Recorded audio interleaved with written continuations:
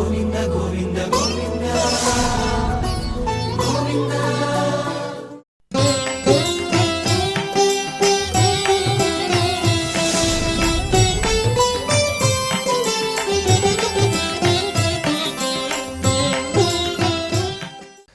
గురుర్బ్రహ్మా గురుర్విష్ణుః గురుర్దేవో మహేశ్వరః గురుః సాక్షాత్ పరం బ్రహ్మ తస్మై శ్రీ గురవే నమః. సుగ్రీవాదయుతం శ్రీశం భస్మాంగావృతమీశ్వరం మహేశ్వరసమం ధ్యాయేత్ కిష్కింధాకాండ ఉత్తమే. శ్రీరామచంద్ర పరబ్రహ్మణే నమః. రామలక్ష్మణులు పంపా తీరంలో సంచరిస్తూ అమ్మవారిని అన్వేషిస్తూ ఆ పంపా సరస్సులో ఉన్నటువంటి పద్మములు, కలువలు, చేపల యొక్క త్రుళ్ళిపాటు వీటిని చూసి అమ్మవారు గుర్తుకు వచ్చి ఆకులేంద్రియ విలలాప అని చెప్పుకున్నాం. ఆ రామచంద్ర పరబ్రహ్మ పంపా సరస్సును చూడగానే ఆనందాన్ని కూడా పొందాడట. ఇటు అమ్మవారు తలుచుకొని దుఃఖాన్ని, పంపా సరోవరం యొక్క సౌందర్యాన్ని, ఈ రెండింటినీ చూసి సంతోషాన్ని, దుఃఖాన్ని పొందుతున్నాడు అని చెబుతున్నారు. అథ శ్రీమద్ రామాయణే ఆది కావ్యే కిష్కింధాకాండే ప్రథమ సర్గః. తస్య దృష్ట్వైవ తాం హర్షాత్ ఇంద్రియాణి చ కంపిరే సకామవశమాపన్నః సౌమిత్రిమిదమబ్రవీత్. సౌమిత్రిమిదమబ్రవీత్ లక్ష్మణుడితో చెబుతూ ఉన్నాడు రామచంద్ర పరబ్రహ్మ. అక్కడ తత్ర తాం దృష్ట్వా, తాం పంపా సరోవరం, ఆ పంపా సరోవరమును చూడగానే హర్షాత్ ఆనందము చేత ఇంద్రియాణి చకంపిరే, ఇంద్రియములన్నీ కూడా కంపించినటువంటి వాడై సహా ఆ రామచంద్ర ప్రభువు కామవశం ఆపన్నః, మోహవశమును పొందినటువంటి వాడై సౌమిత్రిం ఇదమబ్రవీత్, లక్ష్మణుడితో ఈ విధంగా పలుకుతున్నాడు. అంటే ఇప్పటి వరకు అమ్మవారు గుర్తుకు వచ్చి తనతో ఉండవలసినటువంటి ఆ తల్లి అపహరించబడింది అన్నటువంటి దుఃఖం చేత బాధపడుతున్నటువంటి రామచంద్ర పరబ్రహ్మ లక్ష్మణుడితో ఈ విధంగా అంటున్నాడు పంపా సరస్సును చూడగానే. ఆ పంపా సరోవరము దర్శనం చేత అతిశయమైనటువంటి సంతోషం కలిగింది రామచంద్ర పరబ్రహ్మకి. ఇంద్రియములన్నీ కూడా చలించినాయి. మోహమునకు వశమైనటువంటి వాడై ఇలాంటి సుందరమైనటువంటి దృశ్యాన్ని సీతమ్మతో కలిసి తాను తిలకించలేకపోతున్నాను అని ఆయన ఆరాటపడుతున్నాడు కనుక సీతమ్మ గుర్తుకు వచ్చి దుఃఖాన్ని పొందుతున్నాడు అన్నారు. ఇక్కడ పంపా సరోవరాన్ని చూసి నడుస్తూ ఉన్నటువంటి ఆ రామచంద్రునికి పంపా సరోవరంలో ఉన్నటువంటి ఆ సుందరమైనటువంటి దృశ్యాలు సంతోషాన్ని కలిగిస్తే వాటిని అలాగే అమ్మవారు గుర్తుకొచ్చి ఆ దుఃఖం కలుగుతూ ఉంటే ఆ దుఃఖాన్ని, ఎందుకంటే స్నిగ్ధజన సంవిభజ్యం దుఃఖం సఖ్యం భవతి అని అంటారు. ఏదైనా ప్రేమ కలవారితో మనం పంచుకుంటే ఆ దుఃఖము సగమవుతుంది, వారు కూడా ఆ దుఃఖాన్ని సగం పంచుకుంటారు. కనుక తన శోకముతో సమానమైనటువంటి శోకం కలిగినటువంటి లక్ష్మణస్వామితో రామచంద్ర ప్రభు ఈ విధంగా అంటున్నాడు. ఇక్కడ రామచంద్రుడి యొక్క దుఃఖాన్ని మనం గమనిస్తే అది మానవ స్వభావాన్ని, మనస్తత్వాన్ని అనుకరించి లోకానికి ప్రదర్శించే తీరే తప్ప అది వేరు కాదు, అది రామచంద్ర ప్రభువు పొందుతున్నటువంటి దుఃఖం కాదు అని మనం గ్రహించాలి. అలా రామచంద్ర ప్రభువు చెబుతూ అంటున్నాడు, సౌమిత్రే శోభతే పంపా వైడూర్య విమలోదక ఫుల్ల పద్మోత్పలవతి శోభితా వివిధైర్ద్రుమైః. ఆ పంపా సరోవరం యొక్క శోభ ఏ విధంగా ఉందో ఇక్కడ తెలియజేస్తూ అంటున్నారు సౌమిత్రే, ఓ లక్ష్మణ, ఆ పంపా సరోవరంలో ఉన్నటువంటి నీరు ఏ విధంగా ఉందయ్యా? వైడూర్య విమలోదక, వైడూర్యమణి వలె నిర్మలమైనటువంటి స్వచ్ఛమైనటువంటి నీరు కలిగినటువంటిది ఈ పంపా సరోవరం. ఫుల్ల పద్మోత్పలవతి, వికసించినటువంటి పద్మములు కలిగినటువంటివి, చక్కగా వికసించినటువంటి ఆ పద్మములతో నిండినటువంటి సరోవరం అది. అలాగే వివిధైః ద్రుమైః, అనేక విధములైనటువంటి వృక్షముల చేత చక్కగా శోభిత పంపా శోభతే, చక్కగా శోభిల్లుతున్నటువంటి ఆ పంపా సరోవరము శోభతే, శోభిస్తున్నది, ప్రకాశిస్తున్నది అని అంటున్నాడు. లక్ష్మణ, చూశావా ఈ పంపా సరోవరం ఎంత అందంగా ఉందో? చక్కటి పద్మములతో నిండినటువంటి ఆ పంపా సరోవరం, అందులో ఉన్నటువంటి నిర్మలమైనటువంటి నీరు వైడూర్యమణి వలె ప్రకాశిస్తూ ఉన్నాయి.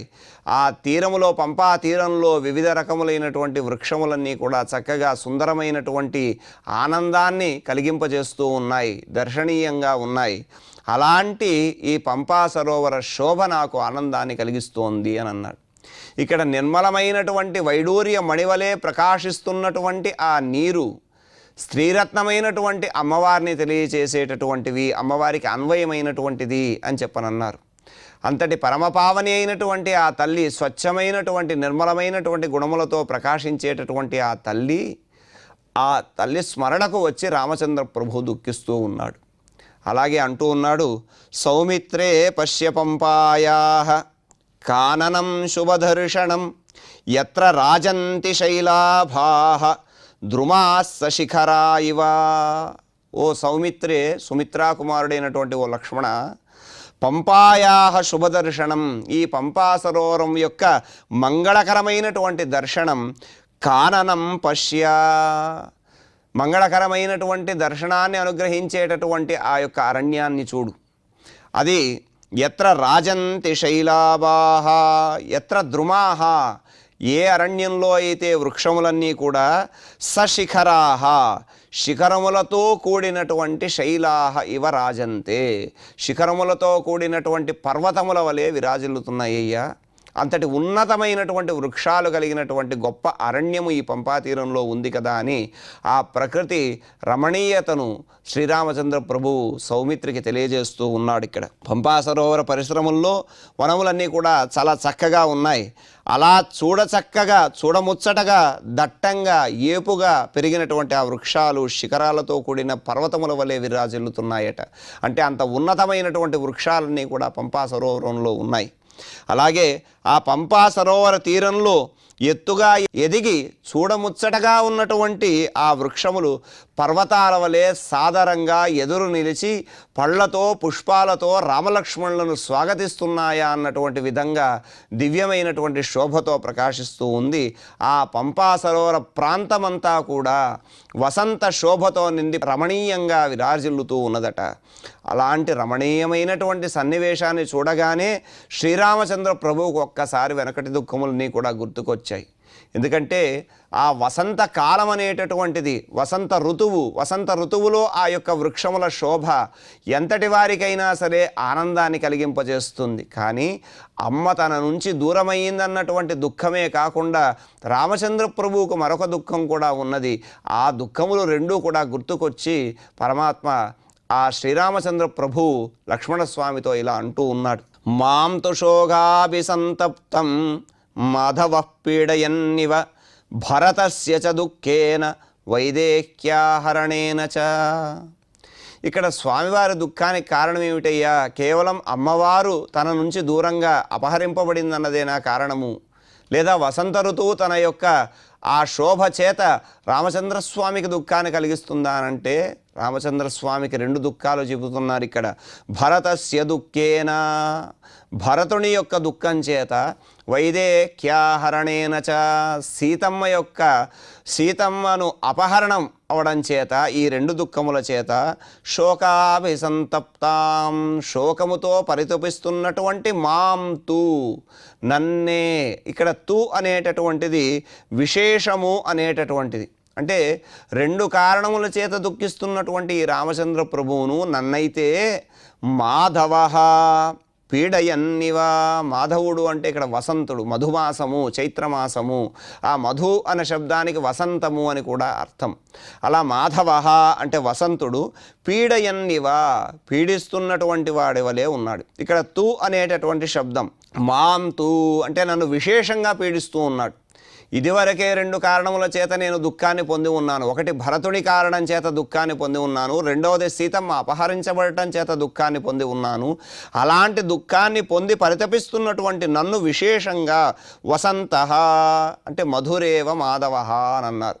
అంటే మధుమాసం ఏదైతే ఉందో ఆ చైత్రమాసము అది వసంత ఋతువు కలిగినటువంటి మాసము. అలాంటి మాధవ మాసము వసంతుడు నన్ను విశేషంగా పీడిస్తున్నాడు.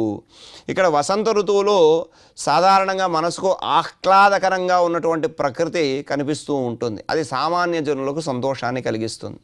కానీ దుఃఖితులైనటువంటి వారి శోభను తన శోభతో ఇంకా అది ఇనుబడింపజేస్తూ ఉంటుంది వారి యొక్క శోకాన్ని.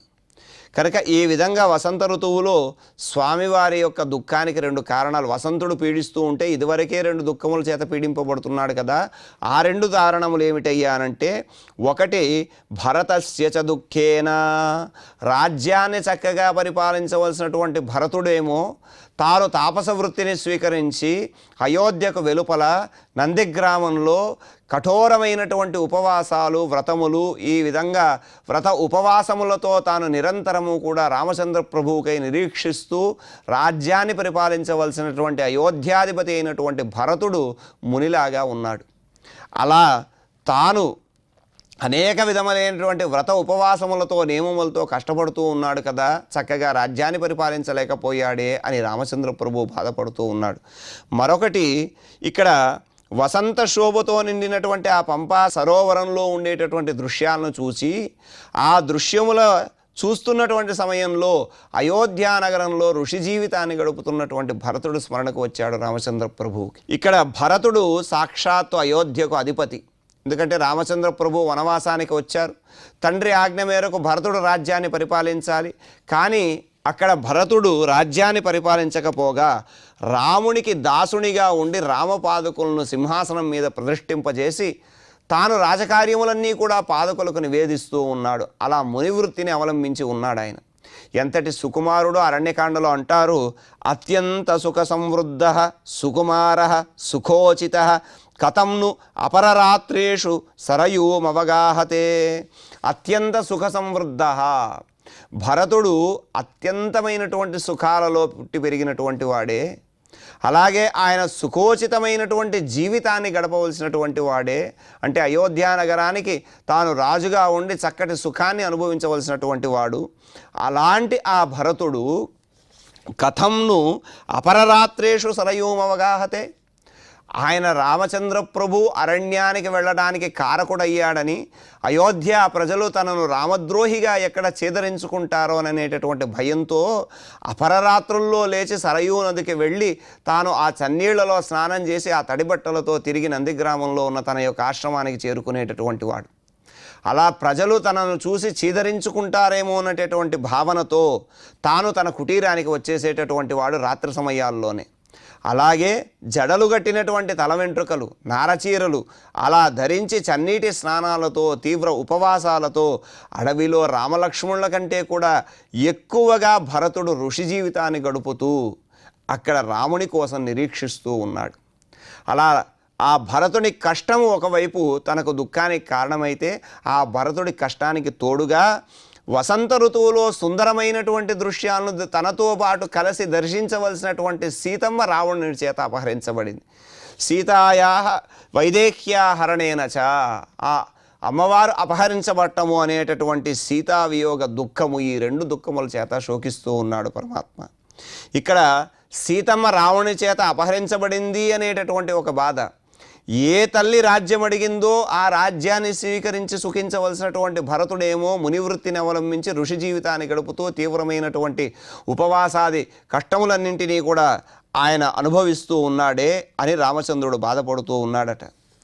అంతరంగా దర్శిస్తే అన్ని అవకాశములు ఉన్నప్పటికీ కూడా కొందరు పరమాత్మను పొందాలి అని చెప్పి సర్వాన్ని త్యజించి పరమాత్మ కోసం నిరంతరము కూడా అనేకమైనటువంటి ఉపవాసాది వ్రతములతో ఆ పరమాత్మను పొందడానికి పరమాత్మ కోసం నిరీక్షిస్తూ ఉంటారు అన్నదే భరతుడి వృత్తాంతం చెబుతుంది. అలాంటి వారిని చూసి తనను పొందడం కోసం వీరు ఇంతటి క్లేశములు పడుతున్నారా అని చెప్పి పరమాత్మ దుఃఖాన్ని పొందుతాడట. అది అంతరంగా చెప్పారు. అలాగే రామునికి అత్యంత ప్రియమై అనపాయినిగా ఉండవలసినటువంటి ఆ తల్లి మృగతృష్ణకు లోనై రామునికి దూరమై ఆర్త ప్రపన్నుని వలె పరితపిస్తూ ఉంది అని అన్నారు. ఈ విధంగా రామచంద్రుడు తాపసుడైనటువంటి భరతుని కోసం, అలాగే తన కోసమే పరితపిస్తున్నటువంటి సీత కోసం విలపించడము అనేటటువంటిది అది గుణమే తప్ప దోషము కాదు అని అన్నారు. ఈ విధంగా భరతుని కోసం, అమ్మవారి కోసం, వీరిద్దరి కోసము కూడా రామచంద్ర ప్రభువు తాను శోకాన్ని పొంది ఉన్నాడు అని చెబుతూ, ఎందుకంటే ఇలా శోకం పొందడము అనేటటువంటి తప్పు కాదు, అది గుణం. ఎందుకు గుణము అనంటే ఆత్మీయులైనటువంటి వారి యొక్క కష్టాలను తలుచుకొని దుఃఖాన్ని పొందడము అనేటటువంటిది మహాపురుషుల యొక్క లక్షణం. తనకు కావలసినటువంటి వారు దుఃఖంలో ఉంటే వారి దుఃఖాన్ని చూసి తను బాధపడకపోతే తను మనిషి కాదు. కనుక మానవుడిగా, నరునిగా నడిచినటువంటి ఆ పరమాత్మ ఆ మానవ ప్రకృతిని, మానవ స్వభావాన్ని అనుసరించి తాను దుఃఖంలో ఉన్నటువంటి వారి పట్ల ఏ విధంగా వ్యవహరించాలో అలా వ్యవహరిస్తూ ఉన్నాడు ఇక్కడ. అలా చెప్పి, ఈ రెండు కారణముల చేత నేను బాధపడుతున్నానయ్యా లక్ష్మణ. శోకార్తస్యాపి మే పంప శోభతే చిత్రకానన వ్యవకీర్ణా బహువిధైః పుష్పైః శీతోదకా శివా. చిత్రకానన, కాననము అంటే అడవులు, చిత్రకానన చిత్రమైనటువంటి అడవులు కలిగినటువంటిది. బహువిధైః పుష్పైః వ్యవకీర్ణ, అనేక విధములైనటువంటి పుష్పముల చేత విరాజిల్లుతున్నటువంటిది. శీతోదక చల్లటి నీరు కలిగినటువంటిది. శివ మంగళప్రదమైనటువంటిది. పంపా, ఆ పంపా సరస్సు. శోకార్తస్యాపి, శోకముతో నేను పీడింపబడుతున్నప్పటికీ కూడా మే శోభతే, మే అంటే నాకు ఆనందాన్ని కలిగింపజేస్తోంది లక్ష్మణ అని అంటున్నారు రామచంద్రస్వామి. ఇక్కడ మంగళప్రదమైనటువంటి ఆ పంపా సరస్సు దుఃఖంలో ఉన్నటువంటి నాకు చాలా అందంగా కనిపిస్తోంది. భరతుని యొక్క క్లేశములు, సీతమ్మ యొక్క వియోగము, ఈ రెండు దుఃఖములు కూడా ఆ సుందర పంపా సరోవర దర్శనం చేత రామునికి బాక్యంగా ఆనందాన్ని, అంతరంగా దుఃఖాన్ని ఒకే సమయంలో కలిగిస్తూ ఉన్నాయి. అంటే అమ్మవారు లేరు, అలాగే భరతుడు తాను అనేకమైనటువంటి ఉపవాస క్లేశములతో కష్టాన్ని పొందుతున్నాడనేటటువంటి దుఃఖం అంతరంగా ఉంటే ఆ సుందరమైనటువంటి పంపా సరోవర దృశ్యాలను చూసి ఆనందాన్ని పొందుతూ ఉన్నారు రామచంద్ర ప్రభు. ఒక వంక భరతుని యొక్క తాపసు వృత్తి, సీతాపహరణ, ఈ రెండింటి చేత కూడా శోకమైతే ఆ పంపా సరోవర సన్నివేశ దర్శనం చేత ఆనందము. ఇలా రామునికి దుఃఖము, ఆనందము రెండూ కూడా కలుగుతూ ఉన్నాయి. ఇక్కడ భరతుడేమో పరమభక్తుడు, కానీ భగవదాజ్ఞ కర్మబద్ధుడు. కనుకనే ఆ భగవంతుని నివాసమైనటువంటి అయోధ్యకు వెలుపలనే ఉండి భగవద్దర్శనం లేనటువంటి తన యొక్క కర్మను తలుచుకొని విచారిస్తూ ఉన్నాడు. మరి అమ్మవారు సీతమ్మ మనసుచే ప్రకృతిబద్ధురాలై తాను పరమాత్మను కాక బంగారు లేడిని కోరి పరమాత్మకు దూరమై లంకలో పరితపిస్తూ ఉన్నది. ఈ విధంగా ప్రకృతి చేత ఆకర్షితురాలైనటువంటి సీత, అలాగే కర్మాకర్షితుడైనటువంటి భరతుడు, వీరిద్దరి కష్టాన్ని చూసి పరమాత్మ విచారిస్తూ ఉన్నాడు. ఇక్కడ భరతుడి విషయంలో ఏ విధంగా అయితే కామం లేదో అదేవిధంగా అమ్మవారి విషయంలో కూడా కామబాధ లేదు స్వామికి. వారు దుఃఖిస్తున్నారు, వారు దుఃఖపడుతున్నారనేటటువంటి దుఃఖమే స్వామిలో మనకు కనిపిస్తూ ఉంది. ఈ విధంగా ఇద్దరి కష్టాన్ని తలుచుకొని శోకాన్ని పొందుతూ ఉన్నారు. అలాంటి శోకంలో ఉన్నప్పుడు మనసు ఎలా ఉంటుంది అంటే, దుఃఖితే మనసి సర్వం అసహ్యం. మనసు దుఃఖంలో ఉందనుకోండి, ఎంతటి సుందరమైనటువంటిదైనా సరే అది మనకు సహించదు, అది మనకు సహింపరానటువంటిది అవుతుంది. కానీ ఇక్కడ ఈ పంపా సరస్సు చూస్తుంటే లక్ష్మణ, వీరిద్దరి దుఃఖము చేత పరితపిస్తున్నటువంటి నాకు ఇక్కడ ఈ తీర ప్రదేశములు, పుష్పములు, చల్లని నీరు, ఉన్నతమైనటువంటి పర్వతముల వలె విరాజిల్లుతున్నటువంటి ద్రుమములు ఇవన్నీ కూడా నాకు ఆనందాన్ని కలిగిస్తున్నాయ్యా అంటున్నాడు శ్రీరామచంద్రుడు. అంతేకాదు, నళినైరపి సంఛన్నాహ్యత్యర్థం శుభదర్శన సర్పవ్యాలానుచరిత మృగద్విజ సమాకుల. పద్మముల చేత కప్పబడినప్పటికీ కూడా అత్యంత శుభదర్శన, మిక్కిలి మంగళకరమైనటువంటి దర్శనం కలిగినటువంటిది ఈ పంపా సరోవరం. సర్పవ్యాలానుచరిత, వ్యాలం అంటే ఏనుగు, సర్పవ్యాల, సర్పములు ఏనుగులు మొదలైనటువంటివన్నీ కూడా సంచరిస్తూ ఉన్నాయి. మృగద్విజ సమాకుల, లేళ్లతోనూ పక్షులతోనూ వ్యాపితమైనది అన్నాడు. ఇక్కడ ద్విజ శబ్దము అనేటటువంటిది పక్షి అని అర్థం. ద్విజ అని అంటే అర్థం ఏమిటయ్యా అంటే 2 జన్మలు కలిగినటువంటిది అని. ఇక్కడ మొదట పక్షి గుడ్డుగా ఒక జన్మ, ఆ గుడ్డులో నుంచి పిల్లగా రావడం అనేటటువంటిది వస్తుంది కనుక 2 జన్మలు కలిగినటువంటిది ద్విజ అని అన్నారు. కాబట్టి మృగపక్షి ద్విజ సమాకుల, మృగద్విజ సమాకుల, పక్షులు మృగములన్నీ కూడా ఉన్నాయి. ఇక్కడ సాధారణంగా మరి సరోవరం చుట్టూ సర్పములు ఏనుగులు ఇత్యాది సంచారములు, పద్మములన్నీ కూడా వికసించి ఆ పద్మముల చేత సరోవరమంతా కూడా కప్పబడి నీరు కనపడకపోవడము అనేటటువంటి దోషం కదా అని అంటే, ఇక్కడ దోషం అనేటటువంటిది ఏదీ లేదు. ఈ పంపా సరోవరము మంగళప్రదమైనటువంటిది. అలాంటి మంగళప్రదమై రామచంద్ర ప్రభువుకి ఆనందాన్ని కలిగిస్తోంది అని చెప్పి అక్కడ ఉన్నటువంటి పంపా సరోవరం యొక్క తీరంలో ఉన్న దృశ్యాలన్నింటినీ చూస్తూ ఉన్నారు. ఇంతలో రామచంద్ర ప్రభువు యొక్క దృష్టి పచ్చిక బయళ్ళ మీద పడింది. ఆ పచ్చిక బయళ్ళు ఏ విధంగా ఉన్నాయి? అధికం ప్రభివాత్యేతత్ నీలపీతం తుషాద్వలం ద్రుమాణాం వివిధై పుష్పై పరిస్తోమైరివార్పితం. అధికం ప్రవిభాతి ఏతత్ నీలపీతం తుషాద్వలం ద్రుమాణాం వివిధై పుష్పై. ఆ చెట్లు చాలా ఉన్నతంగా ఉన్నాయి. ఆ వృక్షముల యొక్క అనేక విధములైనటువంటి అనేక వర్ణములతో కూడినటువంటి పుష్పములు కలిగి ఉన్నటువంటి వృక్షములు ఆ పంపా సరోవరంలో ఉన్నాయి. అలా ఉన్నటువంటివి ఎలా ఉంది అంటే పరిస్తోమై ఇవ, పరిస్తోమము అని అన్నారు. పరిస్తోమము అని అంటే రత్న కంబళి, ఏనుగు మీద ఆ పరిచేటటువంటి రత్న కంబళి ఏదైతే ఉందో దానికి పరిస్తోమం అని పేరు. ఈ పుష్పములన్నీ కూడా అక్కడ రత్న కంబళల వలె ఆ పచ్చిక బయళ్ళ మీద పడి రత్న కంబళముల వలె ఉన్నాయట. అలాగే ఏతత్ నీలపీతం శాద్వలం అధికం ప్రవిభాతి. శాద్వలము అని అంటే పచ్చిక బయళ్ళు. అవి ఎలా ఉన్నాయంటే నీల పీతం, నీలంగా పచ్చగా అధికంగా ప్రకాశిస్తూ ఉన్నటువంటివి. ఇలా ప్రకాశిస్తున్నటువంటి ఆ పంపా తీరంలో ఉన్నటువంటి వృక్షముల యొక్క అనేక విధములైన రంగురంగుల పుష్పములు పచ్చిక బయళ్ళు మీద అక్కడక్కడ కూడా పడున్నాయి.